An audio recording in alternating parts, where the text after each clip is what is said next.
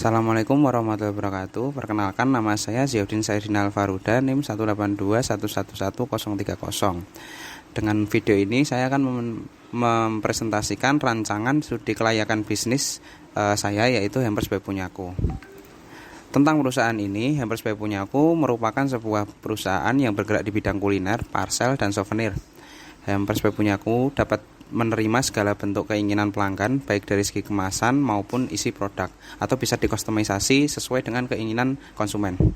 Perusahaan ini berlokasi di Jalan Pinang 1, Cemaning, Grogol, Sukoharjo.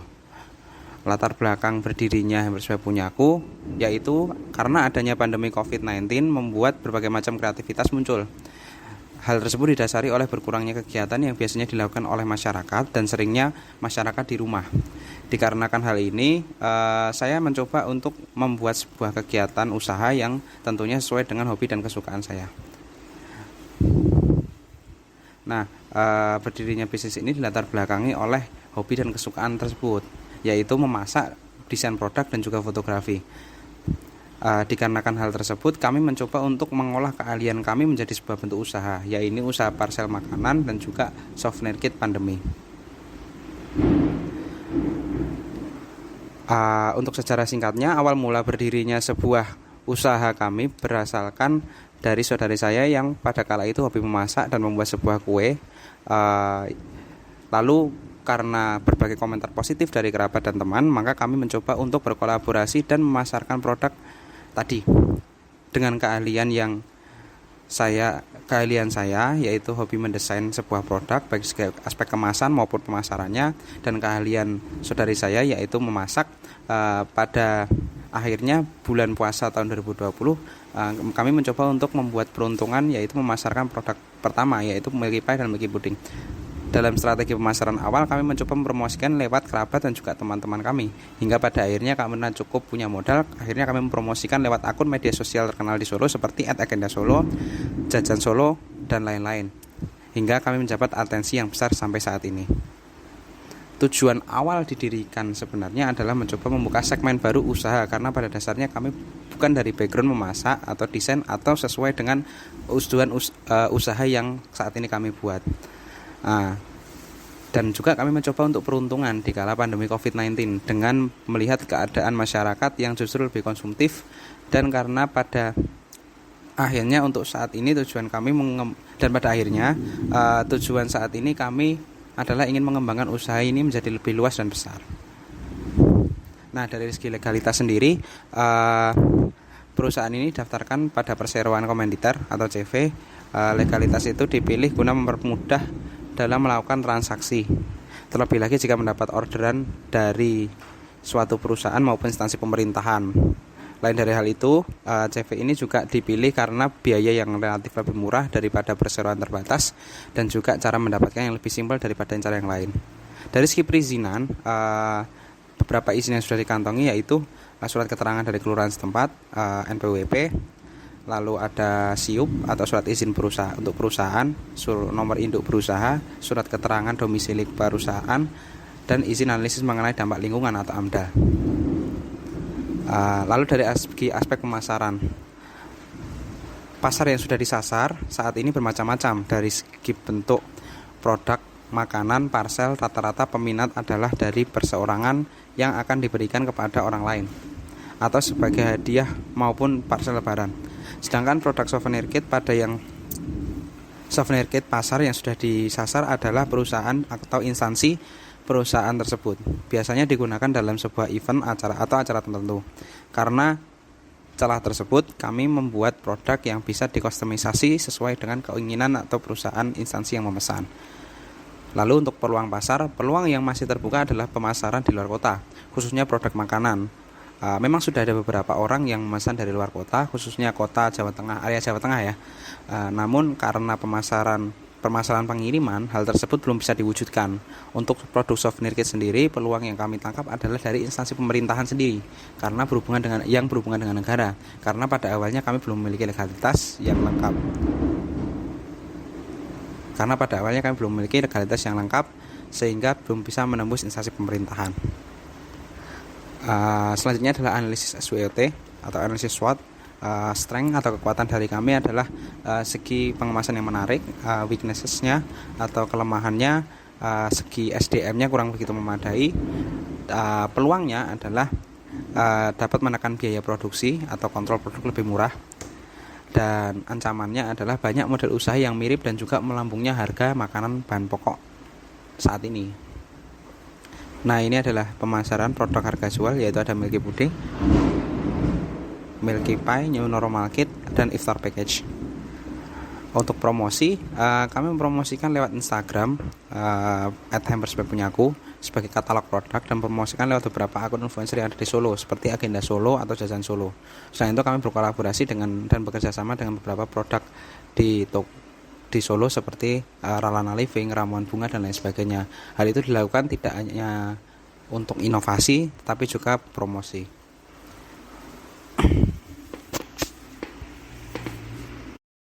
Yang selanjutnya adalah dari aspek keuangan. Dana yang dibutuhkan bermacam-macam dan tidak pasti, tergantung dari pesanan dan momen tertentu. Seperti pada saat mendapat souvenir kit yang berjumlah lebih dari 100 buah, kami membutuhkan dana minimum dari 50% total harga yang dijual. Semisal per pack kita jual 50.000 dikali 100 maka 5 juta, maka dana minimum yang kami butuhkan adalah 2,5 juta rupiah untuk modal awal produksi. Nah, untuk mengakalinya adalah dengan DP dari dari customer yang memesan. Jadi kami meminta DP 50% dari total tagihan guna modal awal produksi. Nah, sedangkan pada momen ketika Ramadan kami membutuhkan dana setidaknya 5-10 juta untuk persiapan pesanan ketika Ramadan guna biaya produksi awal. Nah, untuk modal sendiri dari modal awal tadi modal awal berdirinya perusahaan ini kami ambil dari tabungan pribadi masing-masing. Nah, pada saat ini modal produksi diambil dari keuntungan yang sudah didapat dari order sebelum-sebelumnya. Keuntungan yang diambil dari setiap produk beraneka ragam. Kami mengambil keuntungan mulai 20-50% tergantung produk yang ditawarkan. Hal tersebut sudah termasuk biaya produksi, promosi, dan lain-lain. Untuk kerugian diperkirakan sudah dihitung adalah seminimum mungkin sesuai dengan modal yang dikeluarkan. Jadi kerugiannya dibebankan kepada jasa produksi, yaitu kami sendiri yang memproduksi, karena perusahaan ini diproduksi oleh diri sendiri masing-masing. Untuk lokasi, perusahaan ini sementara belum membutuhkan tempat yang khusus untuk pengunjung datang. Kebetulan juga lokasi saat ini di rumah yang memiliki posisi lumayan strategis, yaitu dekat dengan pasar maupun dekat dengan pusat kota, sehingga memudahkan semua akses baik dari produksi hingga pemasaran. Untuk tata letak sendiri, sementara perusahaan ini memanfaatkan spot rumah sebagai jalan produksi, mulai dari ruang atas yang cukup besar guna produksi pengemasan barang, dapur guna produksi makanan, gudang sebagai tempat penyimpanan, dan halaman sebagai tempat untuk foto produk guna promosi. Kedepannya kami berencana untuk memiliki tempat sendiri guna produksi lebih tidak mengganggu kegiatan di rumah. Untuk saat ini alat yang digunakan yaitu alat produksi dapur seperti kompor, oven, dan lain sebagainya. Untuk alat produksi kemas seperti printer, kardus, dan lain sebagainya, dan alat promosi seperti kamera, laptop, iPad, dan lain sebagainya, guna mendesain dan juga rekapitulasi keuangan. Manajemen operasi perencanaan kami dalam membuat sebuah usaha menggunakan teori 6M, yaitu Man, Machine, Material, Method, Money, Market. Kami menentukan dahulu produk apa yang dipasarkan dan dibuat, lalu produk tersebut dirinci dan diujikan kepada teori 6M tersebut. Apakah produk tersebut terjangkau dari segi cost, efisiensi produksi atau tidak. Setelah kita masukkan ke dalam teori tersebut, barulah dipasarkan ke konsumen. Nah, setiap produksi yang dilakukan akan dibagi tugaskan ke yang ada di dalam perusahaan. Misal saya bertugas membuat desain dan juga untuk pengemasan dan juga promosi. Desain saudara saya juga menghandle produksi awal seperti memasak, membuat produk, dan lain sebagainya. Kemudian saudara saya yang lain menghandle pengemasan dan pendistribusian seperti pengantaran dan juga pengiriman dan lain sebagainya. Jadi dalam perusahaan kami menerapkan sistem koordinator di setiap pos produksinya, dari segi produksi, distribusi, hingga promosi. Di sisi lain, sumber daya yang dibutuhkan pastinya tidak kalah sedikit. Kami dibantu oleh kerabat dan beberapa teman yang berkenan membantu proses produksi. Tidak hanya itu, kami juga berkolaborasi dengan beberapa perusahaan sehingga dapat mengurangi produksi dengan tambahan sumber daya dari perusahaan lain tersebut. Ekonomi, sosial, dan budaya.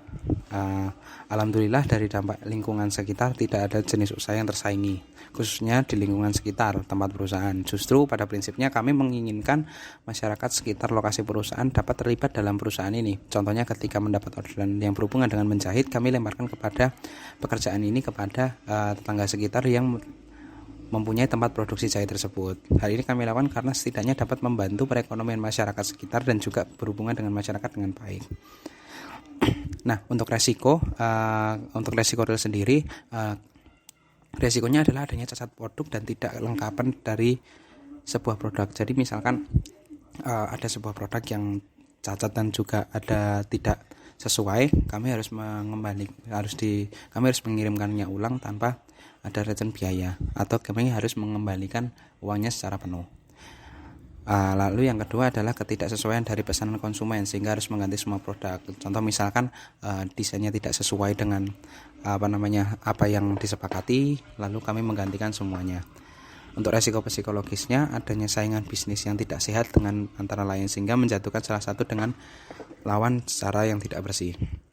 Contohnya kami pernah tiba-tiba saja dibuat untuk basi dan lain sebagainya, makanan ini dibuat basi dan lain sebagainya, lalu disebarluaskan berita tersebut, padahal berita tersebut tidaklah begitu benar dan kami sudah menguji kelayakan makanan tersebut, dan itu membuat kami lebih berbenah seperti itu. Nah, untuk selanjutnya dapatkan semua informasi dan media kami ada di Instagram @hempersbypunyaku, bisa dicek dari katalognya di sana. Terima kasih. Terima kasih dari saya. Wassalamualaikum warahmatullahi wabarakatuh.